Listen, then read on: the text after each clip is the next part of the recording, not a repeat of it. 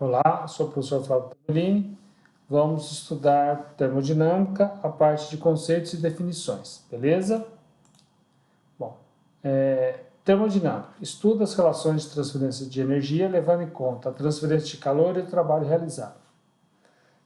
A base da termodinâmica é a observação experimental, e através das observações experimentais vieram as leis da termodinâmica, tá? Tem a primeira, a lei zero, primeira lei, segunda lei, tem a terceira lei também, ok? Bom, a termodinâmica ela pode ser estudada do ponto de vista macroscópico ou microscópico. O nosso curso é baseado do ponto de vista macroscópico, porque do ponto de vista microscópico fica inviável, né? Só para o caso de um cubo de 25 milímetros que tem 10 elevado a 20 átomos, para determinar a posição deles, é uma quantidade enorme de equações, tá? Então, nós vamos estudar, ver a termodinâmica do ponto de vista macroscópico. Muito bem. Então, quais são as duas grandes divisões da termodinâmica? É que nós podemos trabalhar com o sistema ou volume de controle. Qual a diferença entre eles básica? Tá? Sistema. Nós temos aqui um conjunto cilindro-pistão, tá? A gente fornece calor para esse cilindro-pistão. Esse pistão vai aumentar o seu volume, o fluido aí dentro, ou o gás, ele vai se expandir e vai realizar trabalho, ok? Então, o que acontece? Esse pistão ele se move, esse volume vai aumentar. Então, essa área, essa região do sistema é variável, mas a massa que está aí dentro não, tá? A massa é fixa. Então, esse é um caso clássico de sistema. E volume de controle? Bom, aqui nós temos a representação de uma turbina. Tá? Qual é o objetivo da turbina? É aproveitar a energia de um determinado fluido, né, e converter em trabalho. Então, um fluido vem com uma determinada pressão e temperatura, passa através da turbina, através das palhetas, gira essa turbina, gira o eixo e vai fornecer trabalho, né? Fornecer potência. Então, vai sair com uma pressão menor e uma temperatura menor. Então, o volume de controle, que é aqui a região da turbina, ela é fixa, tá? E aqui nós temos entrada de massa e saída de massa. É isso que diferencia do sistema, tá? Então, aqui nós temos o caso de um volume de controle. Então, existem as equações, né, da primeira lei, segunda lei, tanto para sistema como para volume de controle. Beleza? Então, essas são as duas grandes divisões da termodinâmica. Vamos mais a alguns conceitos. Fase. Né? Nós vamos ver fase, propriedade e estado. O que é uma fase? É caracterizado por uma quantidade homogênea de material. Por exemplo, água líquida, tá? Ela está na fase líquida. Água na forma de vapor, ela está na fase vapor. O gelo é a água na fase sólida, ok? Propriedade é a característica macroscópica de um sistema. Então, a propriedade, a gente precisa de um instrumento para poder medi-la, tá? Geralmente é o que é o mais comum. Por exemplo, pressão, temperatura, massa, volume, são características de um sistema, ok? Existem outras que nós vamos ver ao longo do curso, tá? Estado refere-se à condição do sistema. Por exemplo, a água líquida, ela está na fase líquida, né? Como foi dito. Só que ela pode estar, vamos supor a pressão atmosférica, ok? Ela pode estar a 20 graus Celsius ou pode estar a 70 graus Celsius. Então, água a 20 graus Celsius está num estado. Água a 70 graus Celsius está em outro estado, ambas na fase líquida. Então são dois estados, tá? Essas propriedades são características dos sistemas, elas podem ser intensiva ou extensiva. Quando que ela é intensiva? Quando não depende da massa. E a extensiva? Quando depende da massa, tá? Por exemplo, a extensiva massa, volume, são propriedades extensivas, tá? A gente pegar o sistema e dividir por 2, a massa fica dividida por 2, o volume fica dividido por 2, porque a massa está dividida por 2. E a intensiva não, tá? Uma propriedade intensiva, por exemplo, é a temperatura. Se nós pegarmos o sistema e dividirmos em duas partes, os dois sistemas vão ficar com a mesma temperatura. Tá? A pressão é uma propriedade intensiva. Por quê? A pressão vai continuar a mesma. Processos e ciclos. Bom, vamos ver aqui no próximo slide, através dos gráficos, que vai ficar mais fácil do que eu ficar falando demais, sem mostrar. Então, esse aqui é um caso do processo, no gráfico pressão em função do volume. Aqui a pressão está a 400 kPa, um volume de 0,01 metro cúbico. Ocorre um aumento do volume, né, uma queda da pressão, que chega a uma pressão de 100 kPa e um volume de 0,04 metro cúbico. Então, esse é o processo. Tem um início e um fim diferentes. Tá? Ciclo é quando o sistema percorre um determinado caminho e chega ao mesmo ponto. O ponto inicial é igual ao ponto final. Ok? Beleza. Tá? Então, o início aqui vai para o ponto 1, para o ponto 2, ponto 3 e o final volta ao que era antes. Tá? Muito bem. Energia. Segundo Weiss, é a capacidade que um corpo, uma substância ou sistema físico tem de realizar trabalho. E segundo Aristóteles, é a ação de um motor físico ou metafísico que permite a atualização de uma potencialidade.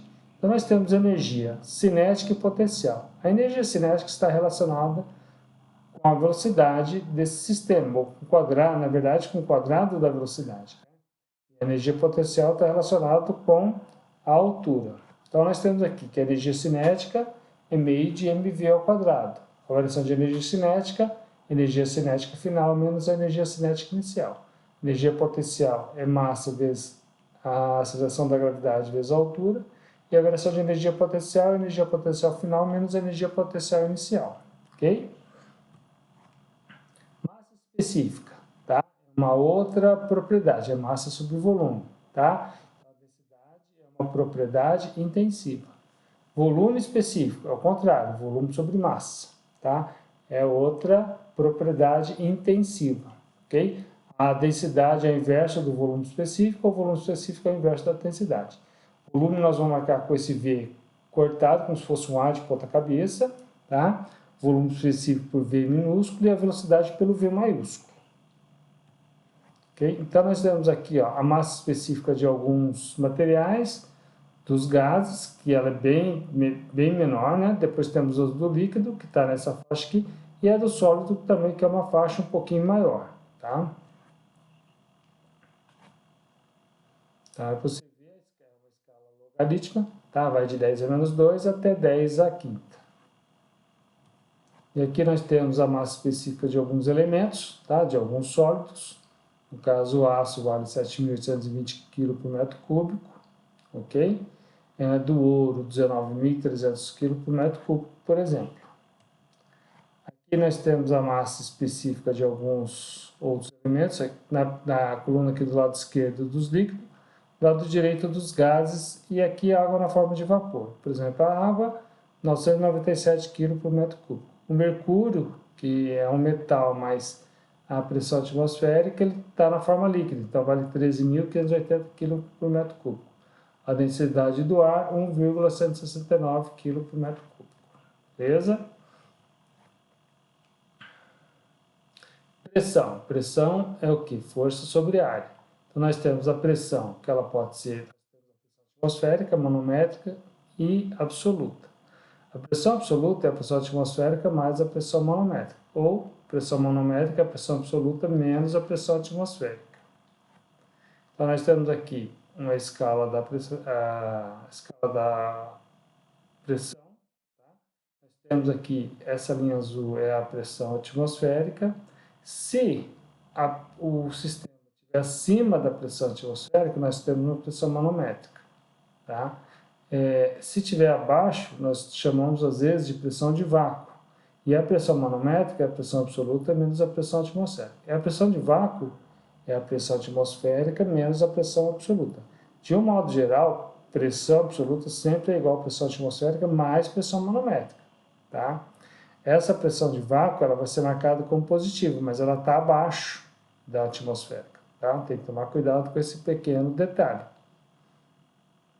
Tá? Então, aqui nós temos aqui um medidor de pressão digital em bar, ok? Um bar é igual a 100 kPa, é muito comum ter essa medição bar. Medidor de pressão de Bourdon, tá? Esse bar G significa que mede a pressão em bar, mas é uma pressão manométrica. Aqui o medidor de pressão de vácuo de Bourdon, ok? Então está aqui mede a medida em milímetros de Hg e quilograma-força por centímetro quadrado e libra-força por polegada também, ok? Então está aqui o medidor de vácuo aí de um manômetro de Bourdon, vacúmetro, ok? Aqui nós temos as conversões das unidades, o pascal é igual a 1 litro por metro quadrado, um bar é igual a 10 a quinta pascal, que é igual a 100 kPa, que é igual a 0,1 megapascal.